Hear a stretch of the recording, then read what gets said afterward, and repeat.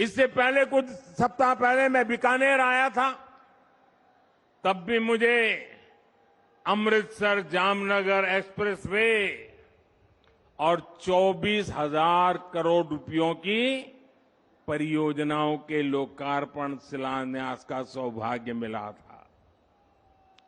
राजस्थान में अच्छी सड़कों के लिए, अच्छे हाईवे के लिए, राज्य के विकास के लिए भाजपा सरकार केंद्र से लगातार पैसे भेज रही है। जब केंद्र में, साथियों याद रखना, याद रखोगे, याद रखोगे, जरा हाथ ऊपर करके बताओ, याद रखोगे, पक्का याद रखोगे। केंद्र में जब कांग्रेस की सरकार थी तो 10 साल में राजस्थान को टैक्स की हिस्सेदारी के रूप में 1 लाख करोड़ रुपए ही दिए गए थे। बीते 9 वर्षों में भाजपा की सरकार ने टैक्स की हिस्सेदारी के रूप में राजस्थान को 4 लाख करोड़ रुपए से भी ज्यादा पहुंचाए हैं। कहां 1 लाख करोड़ और कहां 4 लाख करोड़। जब केंद्र में 10 साल कांग्रेस की सरकार थी तो राजस्थान को सेंट्रल ग्रांट के रूप में भी करीब 50,000 करोड़ रुपए ही दिए गए थे। हमारी सरकार ने बीते 9 वर्षों में सेंट्रल ग्रांट के तौर पर राजस्थान को 1.5 लाख करोड़ रुपए से ज्यादा दिए हैं। लेकिन जब से यहां कांग्रेस की सरकार बनी है, तब से यहां विकास के काम में सिर्फ रोड़े अटकाने का ही काम चल रहा है। मैंने राजस्थान सहित पूरे देश की बहनों से वादा किया था कि उनके घर तक पाइप से पानी पहुंचाऊंगा, और जब इतनी बड़ी मात्रा में आज माताएं बहनें आशीर्वाद देने आई हैं, हमने इसके लिए जल जीवन मिशन शुरू किया। आज देश भर में, आंकड़ा सुनिए दोस्तों, आज देश भर में 9 करोड़ से अधिक नए परिवारों तक पानी के कनेक्शन पहुंच चुके हैं। अनेक राज्यों में 100% नल से जल देने का काम पूरा हो गया है। लेकिन राजस्थान के लोगों को कांग्रेस की सरकार पानी के लिए भी तरसा कर रखना चाहती है। राजस्थान हर घर जल योजना में बहुत पीछे चल रहा है। यहां शेखावटी के लोग जानते हैं कि कुंभाराम लिफ्ट पेयजल योजना के साथ इन्होंने क्या किया। जब यहां भाजपा सरकार थी तब इस पर 5,000 करोड़ रुपए का खर्च होने का अनुमान था।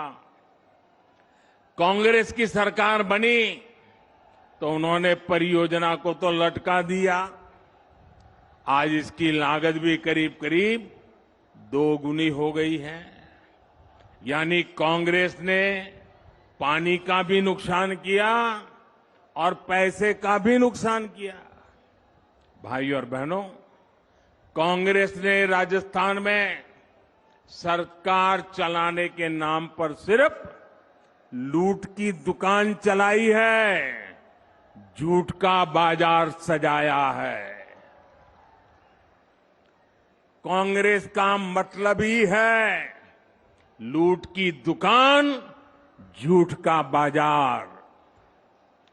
और लूट की इस दुकान का सबसे ताजा प्रोडक्ट है, ताजा प्रोडक्ट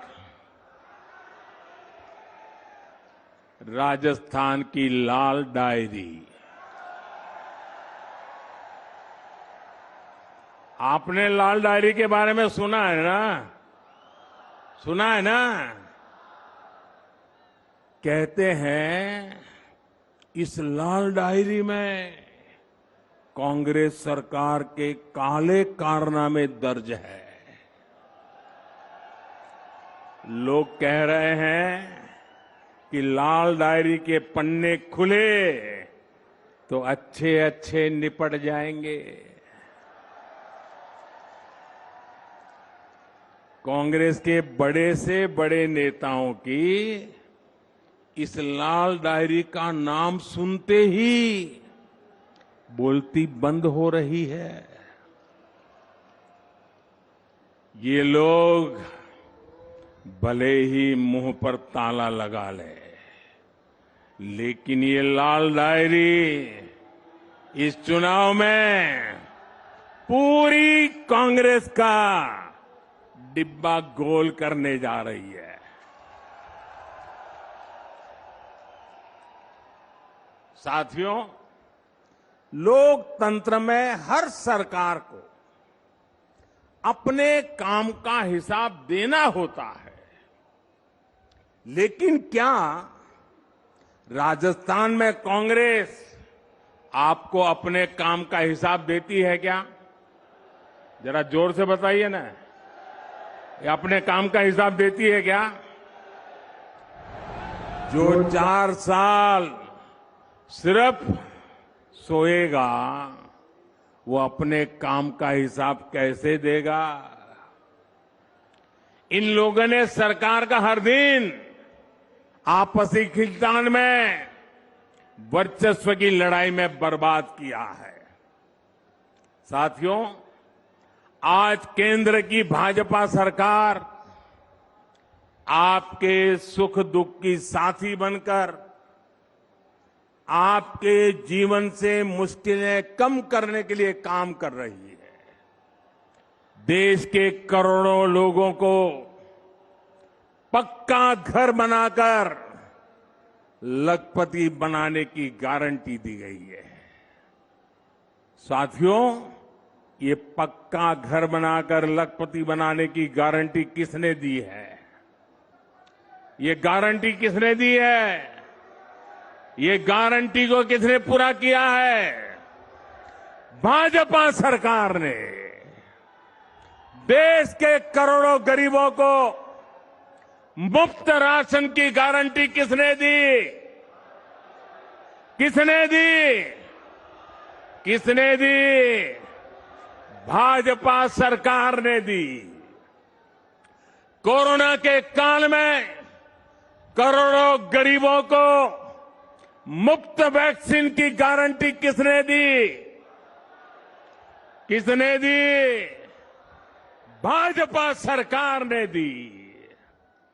देश के करोड़ों गरीबों को अस्पताल में 5 लाख तक के मुफ्त इलाज की गारंटी किसने दी? किसने दी? जन औषधि केंद्र में गरीबों को सस्ती दवाइयों की गारंटी किसने दी? किसने दी?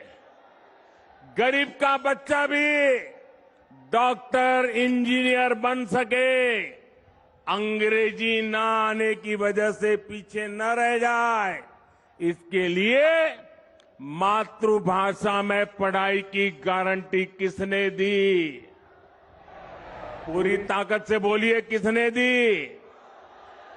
किसने दी? गरीब के कल्याण के लिए दिल्ली में बैठा आपका ये सेवक पूरे समर्पित भाव से काम कर रहा है। भाई और बहनों, हमारे सीकर की पहचान तो शिक्षा नगरी के रूप में भी होती है। यहां के गांव ढाणी डॉक्टर इंजीनियर बनाते आए हैं। केंद्र की भाजपा सरकार युवाओं को शिक्षा और रोजगार के नए अवसर देने में जुटी है। लेकिन राजस्थान में क्या हो रहा है? राजस्थान में युवाओं के भविष्य से खिलवाड़ हो रहा है। पेपर लीक उद्योग चल रहा है, पेपर लीक उद्योग।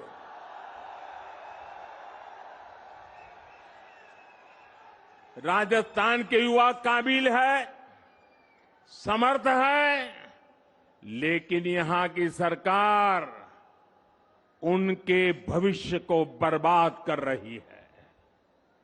यहां सत्ताधारी दल के लोगों पर ही पेपर लीक माफिया होने का आरोप लग रहा है। लग रहा है ना? लग रहा है ना? राजस्थान के युवाओं को पेपर लीक माफिया से बचाने के लिए क्या करना पड़ेगा? कांग्रेस को हटाना ही होगा। क्या करना होगा? भाइयों बहनों, राज्य सरकारों की एक और सबसे बड़ी जिम्मेदारी होती है नागरिकों की सुरक्षा की, कानून व्यवस्था की। लेकिन कांग्रेस सरकार ये भी नहीं कर पा रही। आए दिन गैंग वॉर की खबरों ने राजस्थान जैसे शांति प्रिय प्रदेश को, उसकी साख को बिगाड़ दिया है। राजस्थान में दलितों पर अत्याचार चरम पर है। राजस्थान में नशे की तस्करी, नशे का कारोबार फल फूल रहा है।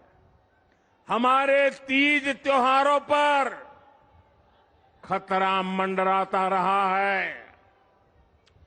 कब पत्थर चलने लगे, कब गोलियां चले, कब कर्फ्यू लग जाए, कोई नहीं जानता। भाइयों और बहनों, राजस्थान के लोग कुछ भी बर्दाश्त कर सकते हैं, लेकिन राजस्थान के लोग बहन बेटियों के सम्मान से खिलवाड़ कभी भी बर्दाश्त नहीं कर सकते। मां पद्मावती और पन्ना धाय की इस धरती की बेटियों के साथ जो हो रहा है वो आक्रोश से भर देता है। किसी दलित बेटी के साथ दुष्कर्म होता है और फिर उस पर एसिड डाल दिया जाता है। किसी दलित बहन के साथ उसके पति के सामने गैंगरेप होता है, आरोपी उसका वीडियो बनाते हैं, पुलिस में रिपोर्ट नहीं लिखी जाती, बेखौफ आरोपी वीडियो वायरल कर देते हैं। छोटी छोटी बच्चियां, स्कूलों में पढ़ाने वाली टीचर तक यहां सुरक्षित नहीं है। और साथियों, कार्रवाई करने के बजाय कांग्रेस के नेता पीड़ित महिलाओं पर ही झूठ बोलने का आरोप लगा रहे हैं। वाकई बहुत हो गया। भाइयों बहनों, राजस्थान की धरती है, ये वीरों की धरती है, ये पराक्रमियों की धरती है। ये याचना करने वाले लोग नहीं है, ये हुंकार करने वाले लोग हैं। और इसलिए इस बार चारों ओर एक ही हुंकार है, एक ही नारा है, हर राजस्थानी का एक ही संकल्प है, बहन बेटियों पर अत्याचार नहीं सहेगा राजस्थान। बहन बेटियों पर अत्याचार बहन बेटियों पर अत्याचार, बहन बेटियों पर अत्याचार, दलित पर अत्याचार, दलित पर अत्याचार, कर्ज से मरता किसान, कर्ज से मरता किसान अपराध बेलगाम नहीं सहेगा, अपराध बेलगाम नहीं सहेगा राजस्थान। पेपर लीक से युवा परेशान नहीं सहेगा राजस्थान। भ्रष्टाचार नहीं सहेगा राजस्थान। साथियों, कांग्रेस आज देश की सबसे बड़ी दिशा विहीन पार्टी बनकर रह गई है।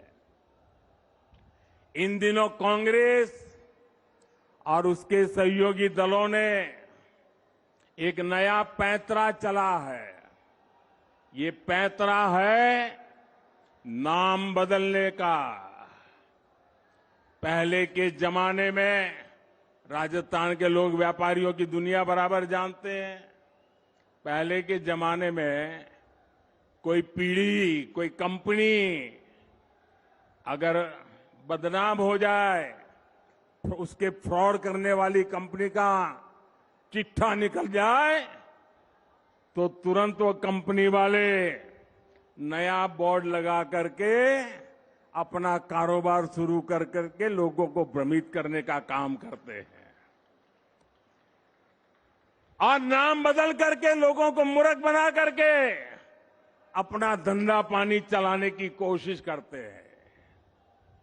कांग्रेस और उसके साथियों की जमात ऐसी फ्रॉड कंपनियों की नकल कर रही है। यूपीए के कुकर्म लोगों को याद ना आए, इसलिए इन्होंने अपना नाम यूपीए से बदलकर INDIA कर दिया और इतना लंबा कर दिया कि लोग भूल जाएं। यूपीए के नाम बदला है ताकि ये आतंकवाद के सामने घुटने टेकने का अपना पाप छिपा सके। इन्होंने नाम बदला है ताकि ये कर्ज माफी के नाम पर किसानों से विश्वासघात को छिपा सके। यूपीए नाम बदला है ताकि ये गरीबों के साथ किए गए छल कपट को छिपा सके। और मैं आज राजस्थान की धरती से देश के लोगों को एक और बात बताना चाहता हूं। इनका तरीका वही है जो हमेशा देश के दुश्मनों ने अपनाया है।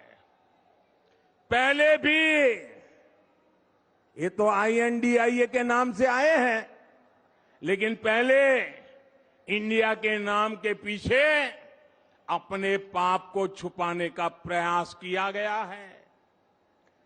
इंडिया नाम तो ईस्ट इंडिया कंपनी में भी था। ईस्ट इंडिया कंपनी में भी इंडिया था कि नहीं था? लेकिन इंडिया नाम अपनी भारत भक्ति दिखाने के लिए नहीं, बल्कि भारत को लूटने के इरादे से लगाया गया था। आपको याद होगा कि कांग्रेस के शासनकाल में सिमी यानी student Islamic movement of India बना था। नाम में इंडिया था, लेकिन मिशन इंडिया को आतंकी हमलों से बर्बाद करने का था। जब इसके कुकर्म सामने आए तो सिमी पे बैन किया गया और ये बैन हुआ तो फिर नया नाम लेकर आए। उन्होंने भी नाम बदला, PFI।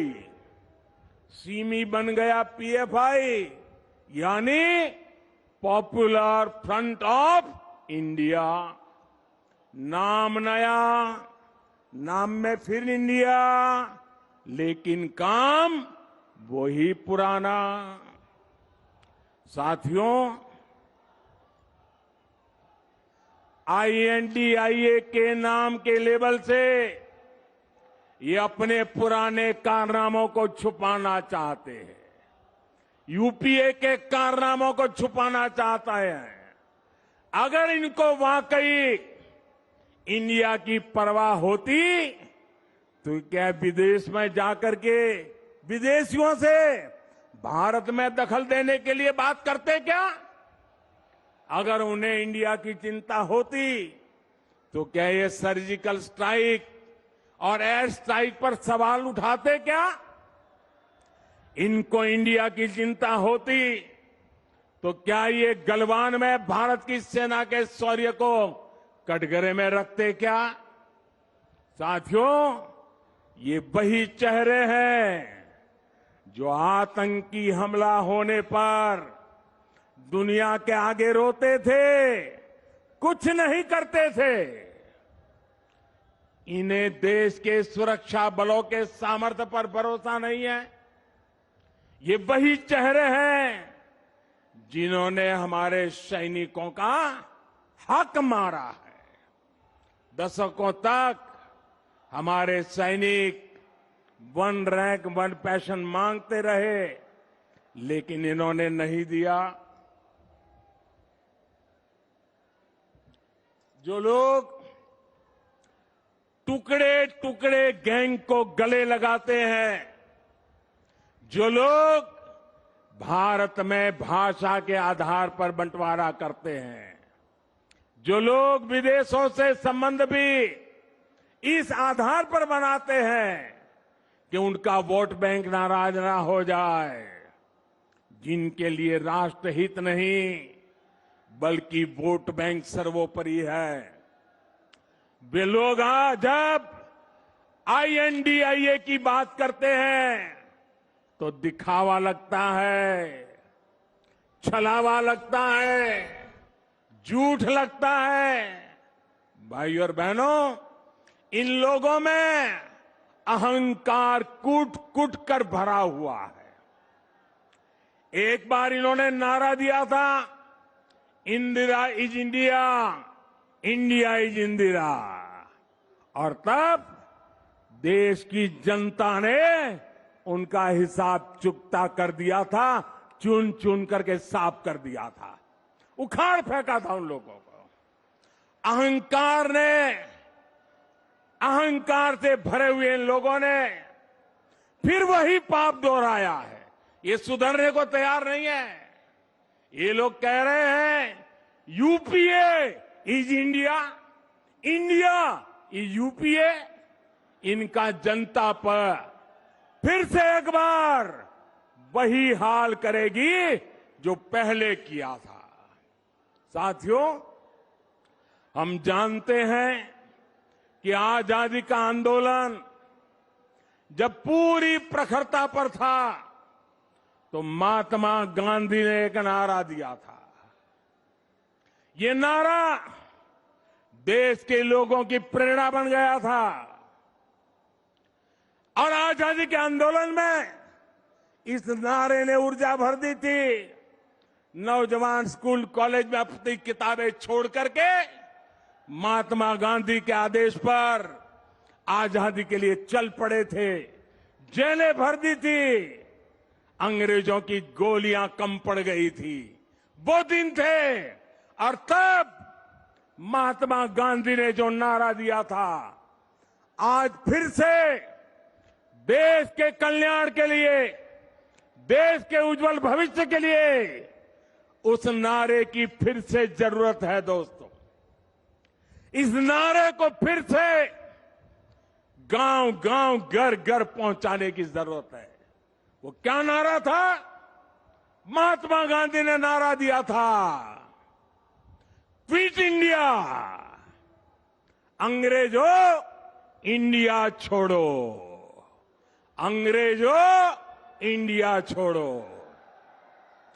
और अंग्रेजों को देश छोड़कर जाना पड़ा था। वैसे ही आज हम समृद्ध भारत बनाने का संकल्प लेकर चले हैं।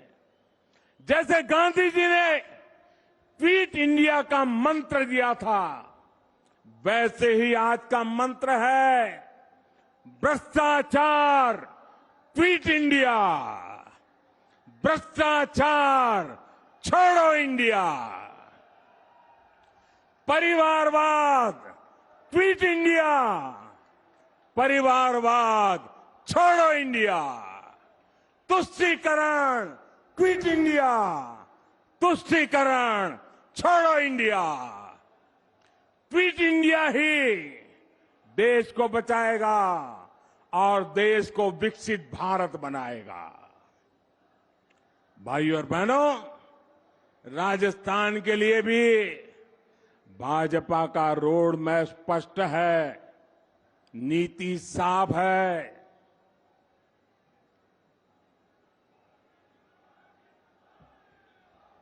आने वाले 5 साल में जब भारत दुनिया की तीसरी बड़ी इकोनॉमी होगा, तो उसमें राजस्थान की बहुत बड़ी हिस्सेदारी होगी।